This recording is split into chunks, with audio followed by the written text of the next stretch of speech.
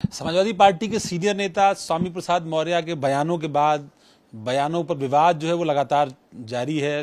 उत्तराखंड के मुख्यमंत्री पुष्कर धामी ने भी बयान दिया है और आलोचना की है स्वामी प्रसाद मौर्य की। तमाम और जगहों पर भी प्रदर्शन हो रहा है। स्वामी प्रसाद मौर्य खुद हमारे साथ हैं। स्वामी प्रसाद जी, जो बयान आपने दिया उसको लेकर के उत्तराखंड के मुख्यमंत्री कह रहे हैं कि जो धार्मिक भावनाओं को आहत करने वाला बयान है। तो क्या भावनाएं धामी जी और हिंदू धर्म की ही होती हैं? सभी धर्मावलंबियों की भावनाएं होती हैं। हम तो सभी की भावनाओं को सम्मान करते हैं। हमारा भारतीय संविधान भी कहता है कि सभी पंथ, सभी धर्म समान है। तो भारतीय जनता पार्टी अपने तिकड़म साजिश से बाज नहीं आती। जब जब चुनाव नजदीक आता है तो मस्जिद और मंदिर का मामला उठाती है।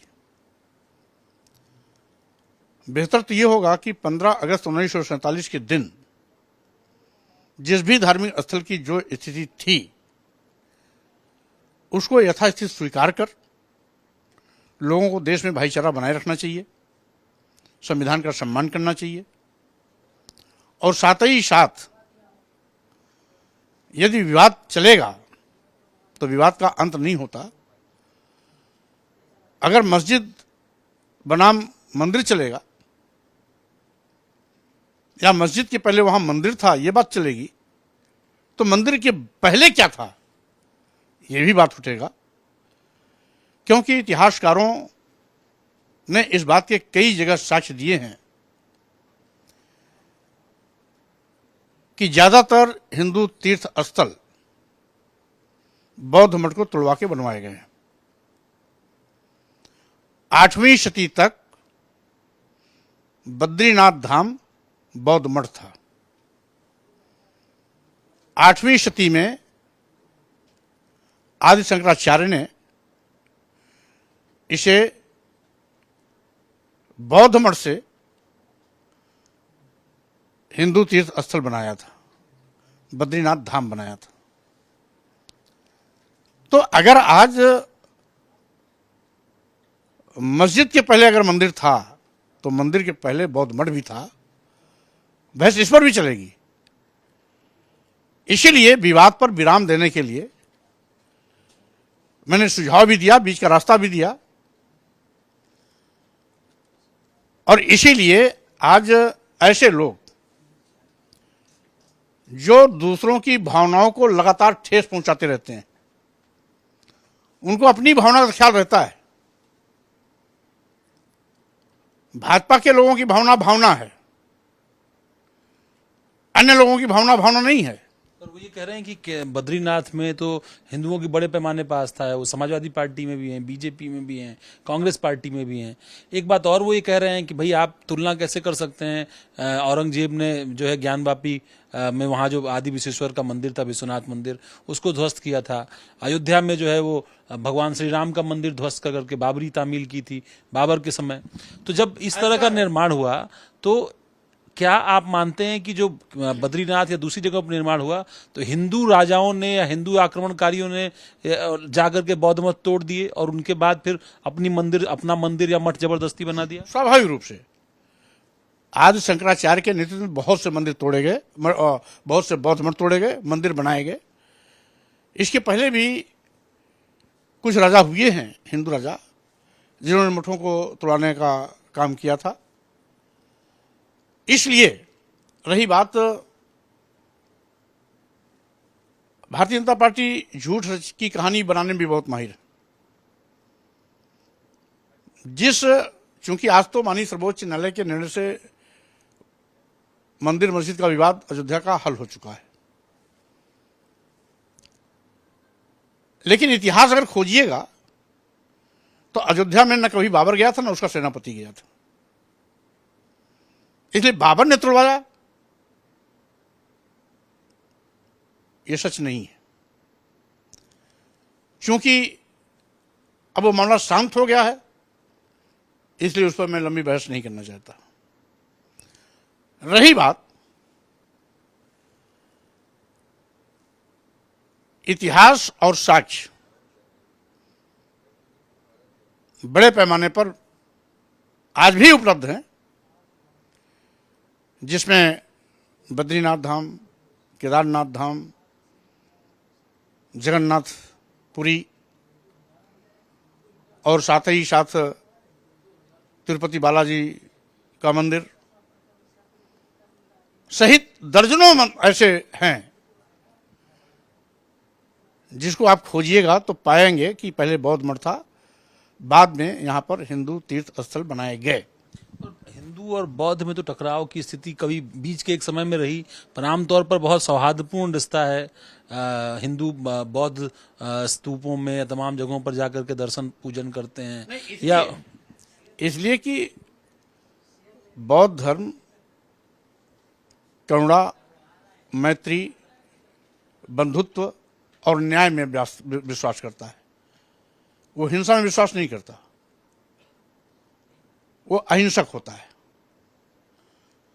और यही कारण है कि उनकी सबसे पटती है, सबके साथ घुल मिल जाते हैं, सबके साथ चलते भी हैं, मानवता का व्यवहार करते हैं और मानवता का सशक्तिकरण ही उनका मुख्य लक्ष्य होता है।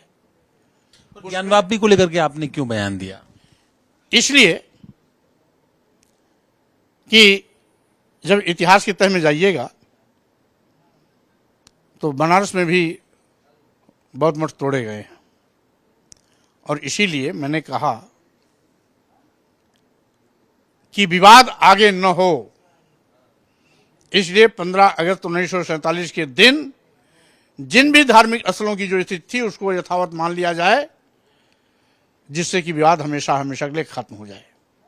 आपको नहीं लग रहा है कि इन बयानों से या इस तरह के कंट्रोवर्शियल इश्यूज पर इस तरह का स्टैंड, पॉलिटिकल स्टैंड लेने से राजनीतिक नुकसान हो सकता है? क्योंकि आप भी कह रहे थे कि चुनाव का वक्त है, चुनाव के वक्त में इस तरह की कोशिशें हो रही हैं, तो क्या इससे चुनावी संभावनाओं को, जिस दल में आप हैं, या आपकी खुद की चुनावी संभावनाओं को नुकसान नहीं पहुंच सकता है? भाई, हिंदू केवल ब्राह्मण नहीं होता, हिंदू में और भी हैं। क्या इस देश का दलित हिंदू है? अगर हिंदू है तो रामनाथ कोविंद जी राष्ट्रपति रहते, राजस्थान पुष्कर के ब्रह्मा मंदिर में प्रवेश क्यों मना कर दिया गया? क्या आदिवासी हिंदू है? अगर हिंदू हैं तो देश की राष्ट्रपति माननीय द्रौपदी मुर्मू जी को दिल्ली जगन्नाथ मंदिर में प्रवेश से क्यों वंचित कर दिया गया? क्या पिछड़ा हिंदू है? अगर हिंदू है तो अखिलेश यादव मुख्यमंत्री आवास खाली करते हैं कालिदास मार्ग, तो उसको पहले गोमूत्र से धुलवाया जाता, फिर गंगा जल से क्यों धुलवाया जाता है? तो केवल ब्राह्मण ही हिंदू नहीं है, केवल ब्राह्मण के लिए धर्म नहीं बनाया गया। अगर दलित हिंदू है, आदिवासी हिंदू है, पिछड़ा हिंदू है, तो इसको मंदिर में जाने से रोक करके उसको बेइज्जती क्यों की जाती है? उसके छू लेने से गंगा जल से क्यों धुलवाया जाता है? कोठी खाली करने पर गोमूत्र और गंगा जल से धुलवा करके क्या निर्णय, क्या संदेश दिया जाता है? इसलिए पहले लोग अपना अंतर्मन झांक कर देखें कि वो धर्म के दुश्मन हैं या धर्म के हितैषी हैं। अगर धर्म के हितैषी हैं तो सबको ले चलने का पाठ पहले पढ़ लें, तब बात करें हिंदू धर्म की। अब तो पार्लियामेंट चल रही है, पार्लियामेंट में भी कई सारे मुद्दे आ रहे हैं, कंट्रोवर्शियल मुद्दे आ रहे हैं। इस वक्त मणिपुर को लेकर के बड़ी चर्चा है और आपकी पार्टी भी और तमाम सारे और सियासी दल लगातार मोर्चा खोले हुए हैं। प्रधानमंत्री ने इंडिया को लेकर के बहुत सारी बातें कही हैं और ये कहा है कि बहुत सारे ऐसे नाम और भी हैं जिन्होंने एंटी इंडिया काम किया है और उन्होंने भी अपने नाम के साथ इंडिया जोड़ा है। देखिए, माननीय प्रधानमंत्री जी ने यह कह करके अपने को बहुत हल्का साबित कर दिया। प्रधानमंत्री से कोई ये नहीं उम्मीद करता कि इतने छिछला बयान देंगे। इंडिया को इंडिया मुजाहिदीन से जोड़ना, ईस्ट इंडिया कंपनी से जोड़ना, कह करके माननीय प्रधानमंत्री ने जनता के बीच में अपने को कटघरे में खड़ा किया। अब उनको जवाब देना है कि उन्होंने कई योजनाएं इंडिया सब जोड़ करके शुरू की है। Startup India, stand up India, make in India, digital India. तो माननीय प्रधानमंत्री जी ने इस इंडिया को कहां से लिया है? इंडियन मुजाहिदीन से लिया है या इस इंडिया कंपनी से लिया है? अब पहले यह स्पष्ट करें, तब जाकर के, अब तो जनता इसी से सवाल करेगी कि आपने इंडिया कहां से चुराया है? इस इंडिया कंपनी से लिया या इंडियन मुजाहिदीन से लिया या पॉपुलर फ्रंट ऑफ इंडिया से लिया? तो स्वाभाविक रूप से उन्होंने तो उल्टा अपने को कटघरे में खड़ा कर दिया है। इससे इंडिया तो और सशक्त होती जा रही है। इंडिया से भयभीत होकर के अनाप शनाप बयानबाजी कर रहे हैं, क्या बोल रहे हैं इसका भी ध्यान नहीं है, उल्टा अपने ही पैर पर कुल्हाड़ी मार रहे हैं। तो जो प्रधानमंत्री जी बोला है वो उन्हें मुबारक। पर आज जब चुनाव की बेला है और इंडिया एक समूह बन गया है एनडीए के सामने, सबसे बड़ा राज्य है उत्तर प्रदेश राजनीतिक तौर पर, 80 सीटें हैं यहाँ पर, और यही सबसे कमजोर दिखाई पड़ता है अभी भी, क्योंकि लोकसभा के अगर आंकड़ों की बात कर लीजिए तो मायावती इसके अंदर है नहीं, उनके पास 10 एमपी हैं, आपकी पार्टी के पास 3 एमपी हैं, कांग्रेस के पास 1 एमपी है। तो किस तरह से मुकाबला कर पाएंगे? और कहते हैं कि यूपी से ही दिल्ली की सत्ता मिलती है, और जब यूपी नहीं जीत पाएंगे तो दिल्ली की सत्ता इंडिया को कैसे मिलेगी? देखिए, बहुत साफ गणित है। भारतीय जनता पार्टी 40% वोट पाके सत्ता में रहती है, विपक्ष के पक्ष में 60% वोट जाता है, लेकिन भिन्न भिन्न प्लेटफॉर्म पर बढ़ जाता है। इंडिया सबको एक प्लेटफॉर्म पर लाके खड़ा कर देगा। जो 60% वोट भिन्न भिन्न प्लेटफॉर्म पे बढ़ता है वो एक प्लेटफॉर्म पे आएगा। जब 60% वोट एक प्लेटफॉर्म पे आएगा तो 40% वोट को सत्ता से बाहर होना पड़ेगा। आप भी क्या स्वामी प्रसाद मौर्य लोकसभा चुनाव में नरेंद्र मोदी को चुनौती देने के लिए मैदान में उतरेंगे, मतलब लोकसभा का चुनाव लड़ेंगे, ऐसी इच्छा है आपकी? अभी तो हमारे राष्ट्रीय अध्यक्ष तय करेंगे कि लड़ना है कि लड़ाना है। जो निर्णय होगा ऊपर से वो क्या फॉलो किया जाएगा। एक बार कोशिश की थी आपने, उस बार तो कामयाबी नहीं मिली लोकसभा जाने की, पर लोग कहते हैं कि बड़े अच्छे वक्ता हैं स्वामी प्रसाद मौर्य, तो संसद में उनको बोलना चाहिए। तो आपकी भी इच्छा है कि संसद में जाएं? नहीं, मौका मिलेगा, अवसर मिलेगा तो मैं जरूर जाऊंगा। मैं हर चुनौतियों का सामना करने के लिए सदैव तैयार रहता हूं। तो अब ये जो राजनीतिक परिस्थिति है, कांग्रेस के साथ अलायंस उत्तर प्रदेश में 2017 के चुनाव में विधानसभा में किया था सपा ने, उसके बाद फेल हो गया था, रिश्ता टूट गया था।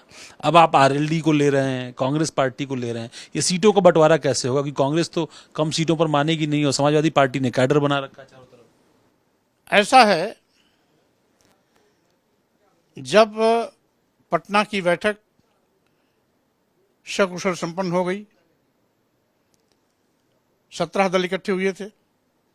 बंगलौर की बैठक में 17 से 26 दल इकट्ठे हुए, वहां भी सब सकुशल हो गया। तो अंत भी सकुशल होगा। आपसी बातचीत से हर मामले तय कर लिए जाएंगे, किसी प्रकार का कोई विवाद नहीं है। अगर इंडिया है तो हम हैं, और इंडिया की ताकत से भारतीय जनता पार्टी भयभीत है। वो जान चुकी है कि इंडिया एनडीए के लिए खतरे की घंटी बन गई है। इसीलिए आज भाजपा के नेताओं का फोकस एनडीए से ज्यादा इंडिया पर है। वो इंडिया का प्रचार ज्यादा कर रहे हैं, एनडीए का प्रचार कम कर रहे हैं। वो ये कह रहे हैं कि मोदी योगी की जोड़ी यूपी में तो अनबीटेबल है, उनको तो हरा ही नहीं सकते। यह यूपी का चुनाव नहीं है, यह देश का चुनाव है। इसमें योगी जी का चेहरा नहीं है, इसमें मोदी जी का चेहरा है। और जिस तरीके से आज पूरे देश में बेरोजगारी बेतहाशा बढ़ी है, करोड़ों नौजवान बेरोजगारी की त्रासदी झेल रहे हैं, महंगाई से आम जनता की कमर टूट चुकी है। आज जीएसटी के माध्यम से व्यापारियों को तो पहले से ही शोषण का शिकार बनाया जा रहा था।